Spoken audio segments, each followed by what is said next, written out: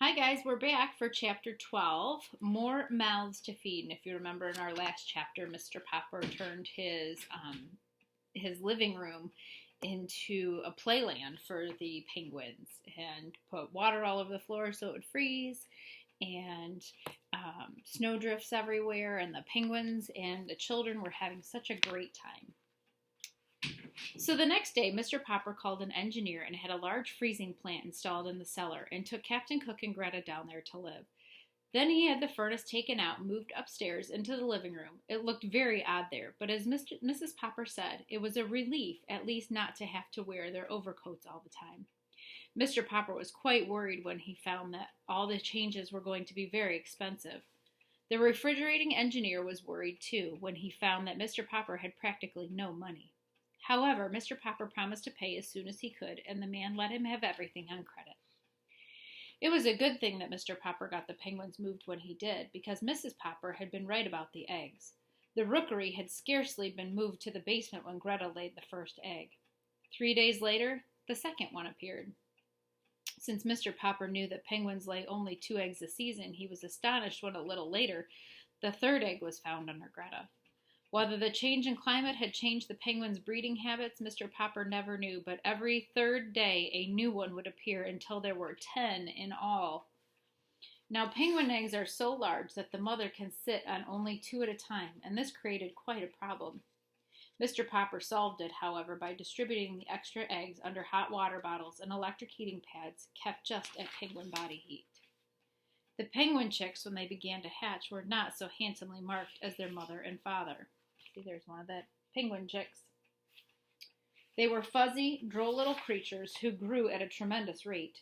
Captain Cook and Greta were kept very busy bringing food to them, though, of course, the Poppers all helped too. Mr. Popper, who had always been such a great reader, had no difficulty in thinking of names for the penguin children. They were Nelson, Columbus, Louisa, Jenny, Scott, Magellan, Adelina, Isabella, Ferdinand, and Victoria. Still, he was rather relieved that there were no more than 10 to name. Mrs. Popper, too, thought that this was about enough penguins for anybody, though they really did not make much difference to her in her housework. As long as Mr. Popper and the children remembered to close the cellar door in the kitchen. The penguins all loved to climb the stairs that led up to the kitchen and never knew when to stop unless they found the kitchen door closed.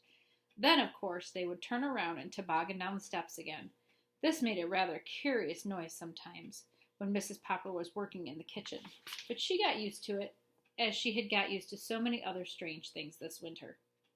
The freezing plant that Mr. Popper had got for the penguins downstairs was a large and good one. It made very large blocks of ice instead of small ice cubes, so that soon Mr. Popper had made a sort of ice castle down there for the 12 penguins to live in and climb over.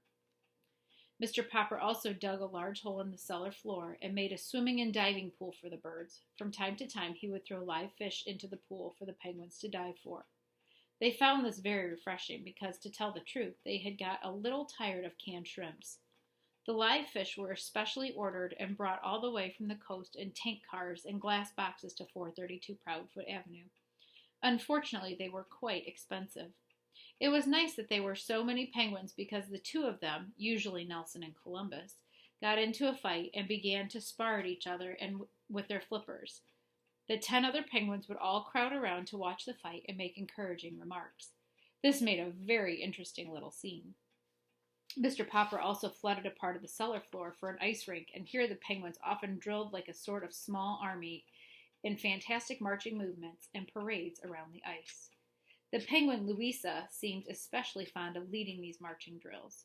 It was quite a sight to see them, after Mr. Popper had the idea of training Louisa to hold a small American flag in her beak while she proudly led the solemn parades. Janie and Bill would often bring their little friends home from school with them, and they would all go down and watch the penguins for hours. At night, instead of sitting and reading and smoking his pipe in the living room, as he had done before, Mr. Popper would put on his overcoat and take his things downstairs. There he would sit and read with his mittens on, looking up from time to time to see what his pets were doing. He often thought about the cold, distant regions in which the little creatures really belonged.